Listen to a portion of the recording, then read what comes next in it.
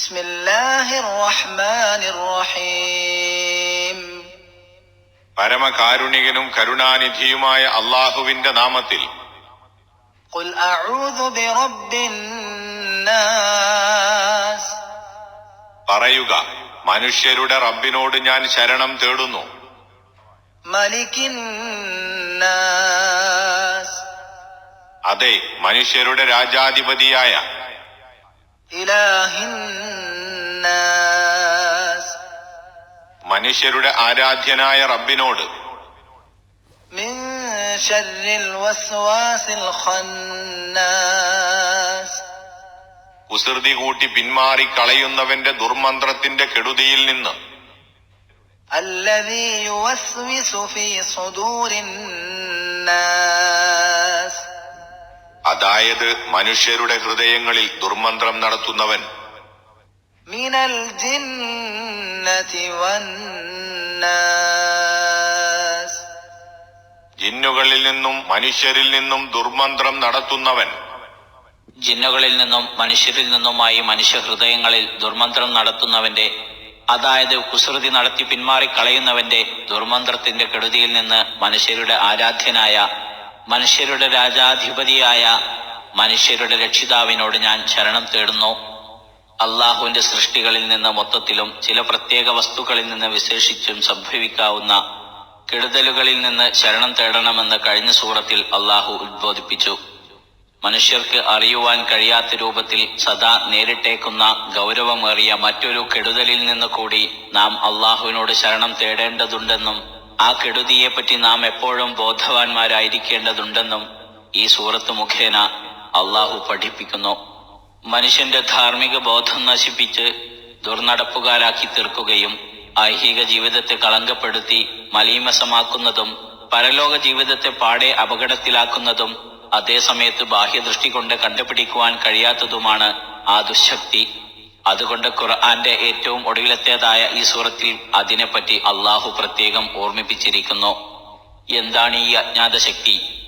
മനുഷ്യ മക്കളിൽ ദുഷിച്ച വിചാരവികാരങ്ങൾ ഇളക്കിവിട്ടും ദുർവൃത്തികൾക്ക് പ്രേരണ നൽകിയും നല്ലത് ചീത്തയായും ചീത്ത നല്ലതായും ചിത്രീകരിച്ചു കൊടുത്തും വ്യാമോഹങ്ങൾക്ക് വശംവദരാക്കിയും അവരെ വഴിപിഴപ്പിക്കുകയാണ് അതിന്റെ ജോലി. അതിനായി അവരറിയാതെ അവരുടെ ഹൃദയങ്ങളിൽ കുസുകുസു ദുർമന്ത്രം നടത്തുകയും ബാഹ്യരംഗത്ത് പ്രത്യക്ഷപ്പെടാതെ കുസൃതി കൂട്ടി ഒളിഞ്ഞു പിന്മാറുകയും ചെയ്യുക അതിന്റെ പതിവാകുന്നു. അതിനെ കണ്ണുകൊണ്ട് കണ്ടുപിടിക്കുവാനോ കൈകൊണ്ട് എത്തിപ്പിടിക്കുവാനോ സാധ്യമല്ല. അത്രയും സൂത്രത്തിലും നിഗൂഢതയിലുമായിരിക്കും അതിന്റെ പ്രവർത്തനം. മനുഷ്യന്റെ വിചാരവികാരങ്ങളെയും കർമ്മരംഗങ്ങളെയും നിയന്ത്രിച്ചു വരുന്നത് ഹൃദയമാണല്ലോ. ആ ഹൃദയത്തിന്റെ മധ്യത്തിൽ വെച്ചാണ് ഈ പ്രവർത്തനങ്ങളെല്ലാം നടത്തപ്പെടുന്നത്. എന്നിരിക്കുമ്പോൾ അതിനെ എത്രമാത്രം ഗൗരവത്തോടെ കണക്കിലെടുക്കേണ്ടതുണ്ടെന്ന് ഊഹിക്കാവുന്നതാണ്. രണ്ടു തരം പിശാചുക്കളിൽ നിന്നാണ് ഈ ഉപദ്രവങ്ങൾ മനുഷ്യനെ നേരിടുന്നത്. ഒന്ന് ജിന്നവർഗത്തിൽപ്പെട്ട പിശാചുക്കൾ, രണ്ട് മനുഷ്യവർഗത്തിൽപ്പെട്ട പിശാചുക്കൾ. മനുഷ്യവർഗത്തിന്റെ ആരംഭം മുതൽക്കേ അവരുടെ പരമശത്രുവായ ഇബിലീസിന്റെ സന്തതികളും സൈന്യങ്ങളുമാണ് ജിന്നിലെ പിശാചുക്കൾ. അവരാകട്ടെ മനുഷ്യരെ വഴിപിഴപ്പിക്കുവാൻ പ്രതിജ്ഞയെടുത്തവരും മനുഷ്യർക്ക് കാണുവാൻ കഴിയാത്ത ആത്മീയ ജീവികളുമാണ്. മനുഷ്യ പിശാചുകളാകട്ടെ അവർ മനുഷ്യർ തന്നെയാണെങ്കിലും ദുർമന്ത്രം നടത്തുന്നതിലും വഴിപിഴപ്പിക്കുന്നതിലും ജിന്നവർഗത്തിലെ പിശാചുക്കളെക്കാൾ ഒട്ടും താണവരല്ല. ഗൂഢപ്രവർത്തനങ്ങൾ നടത്തുന്നതിലും പ്രവാചകന്മാരാൽ പ്രബോധനം ചെയ്യപ്പെട്ട സന്മാർഗങ്ങളിൽ നിന്ന് അകറ്റിക്കളയുന്നതിലും ഇരുകൂട്ടരും അന്യോന്യം പങ്കുകാരും സഹകാരികളുമായിരിക്കും. അള്ളാഹു പറയുന്നു, വകദാലിക ജഅൽനാ ലികുല്ലി നബിയ്യിൻ അദുവ. അതുപോലെ ഓരോ പ്രവാചകനും തന്നെ മനുഷ്യരിലും ജിന്നിലുമുള്ള പിശാചുക്കളാകുന്ന ചില ശത്രുക്കളെ നാം ഏർപ്പെടുത്തിയിരിക്കുന്നു. അവരിൽ ചിലർ ചിലരോട് വഞ്ചനക്കായി മൊടിവാക്കുകൾ സ്വകാര്യ സംഭാഷണം ചെയ്തുകൊണ്ടിരിക്കും.